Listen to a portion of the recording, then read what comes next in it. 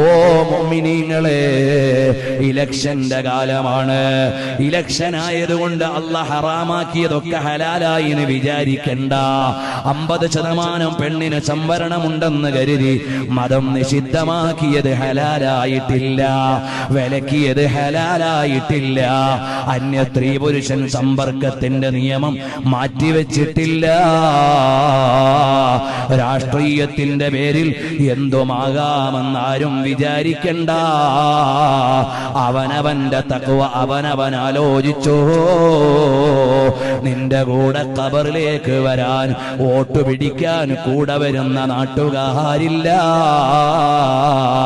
കൈപിടിച്ച് കൈപ്പത്തിയോ മറ്റു പത്തിയോ ഏത് പാർട്ടിയോ ഏത് മുദ്രയോ നിന്നെ ചേർത്താൻ നടക്കുന്നവര് നാളെ നിന്റെ കൂടെ ഖബറിൽ വരാനില്ല.